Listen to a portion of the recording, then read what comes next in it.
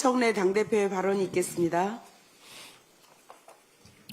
오늘은 더불어민주당 창당 70주년이 되는 뜻깊은 날입니다. 더불어민주당 70년의 역사는 대한민국 민주주의 역사 그 자체였습니다. 국민과 함께 독재 정권을 이겨내고 부정부패를 척결하고 내란을 극복했던 민주주의 승리의 역사였습니다. 행동하는 양심, 깨어있는 시민과 함께 어깨를 걸었던 동고동락의 역사였습니다.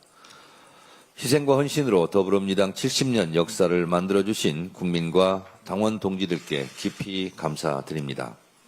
더불어민주당은 창당 70주년을 맞이하여 당원이 주인되는 당원주권 정당으로 거듭나겠습니다. 국민과 함께, 당원과 함께 100년 정당 더불어민주당의 역사를 힘차게 써내려가겠습니다.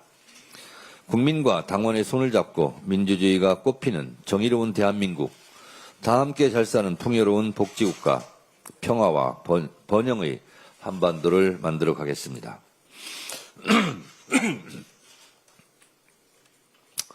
오늘은 또한 9.19 평양 공동선언 7주년이 되는 날입니다.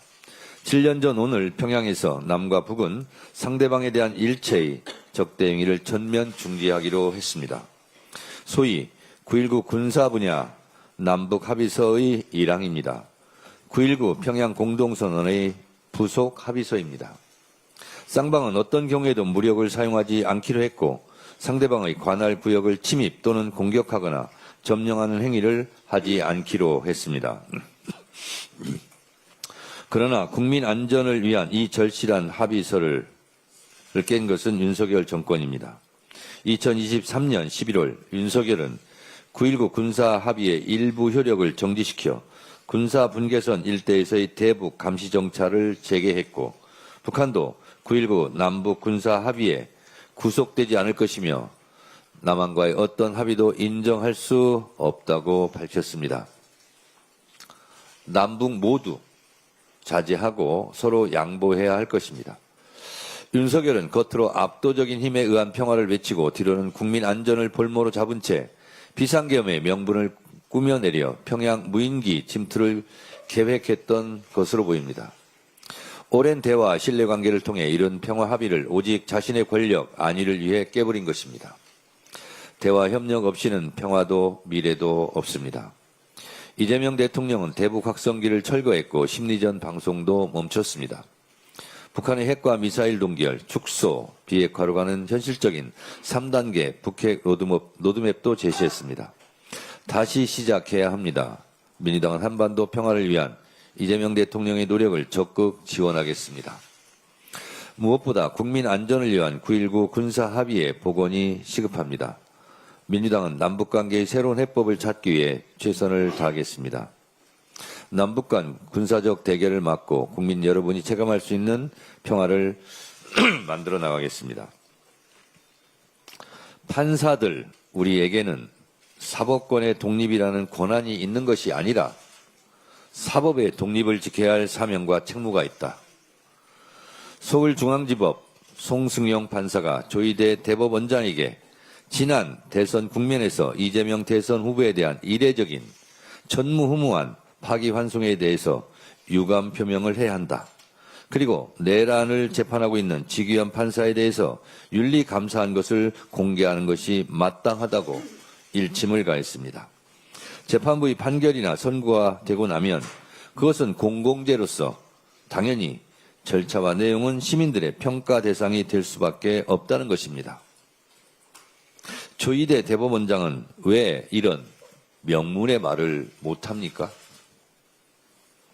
송승용 판사가 말하고 있듯 왜 그때 그렇게 이재명 후보의 선거법 파기환송을 번개꿀에 콩 거먹듯이 빨리 해야 했는지,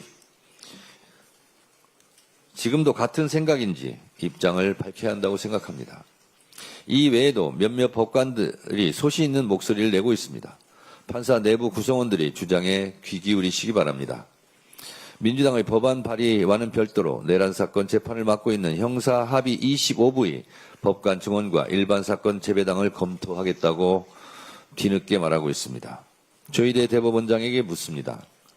왜 진작 내란정당 재판부를 만들지 않았습니까? 왜 진작 내란을 전담하는 재판부를 만들지 않았습니까?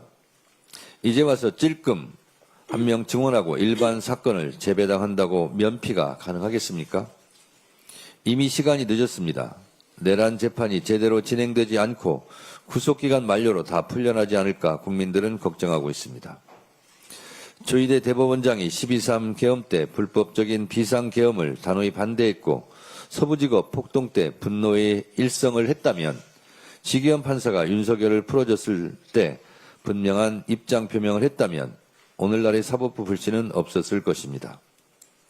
이재명 당시 대선 후보에 대한 평상적 절차만 지켰어도 대선 후보를 바꿔치기를 했다는 의심도 없었을 것입니다.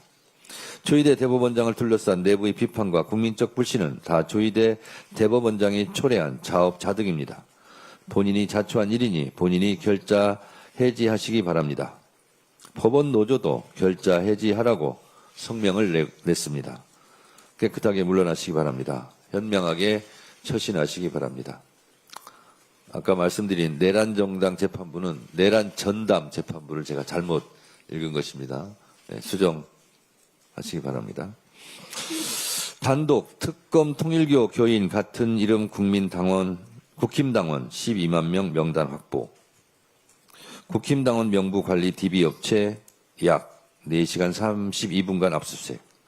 뉴스원 단독기사 제목입니다. 이 기사가 정말 사실이라면 국민의힘은 헌법 제20조 제2항 국교는 인정되지 아니하며 종교와 정치는 분리된다는 헌법을 위반한 것입니다. 우리 헌법 제8조 4항 정당의 목적이나 활동이 민주적 기본질서에 위배될 때에는 정부는 헌법재판소에 그 해산을 제소할 수 있고 정당은 헌법재판소의 심판에 의하여 해산된다. 국민의힘은 제가 이미 여러 차례 위헌정당 해산 청구 대상이라고 말해왔습니다.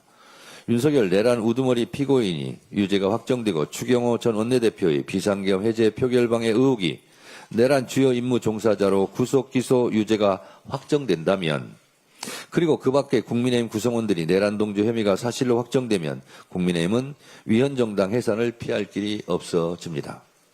여기에 대해 국민의힘이 통일교와 연루되었다는 것이 밝혀지면 통합진보당의 사례에 비추어 국민의힘은 10번, 100번 정당 해산을 피하지 못할 것입니다. 정당 해산 사유인 명백한 민주적 기본질서에 위배되는 행위이기 때문입니다. 국민의힘 대처가 궁금합니다. 그런데 말입니다. 송원석 의원은 언제까지 사과하지 않고 버티실 겁니까?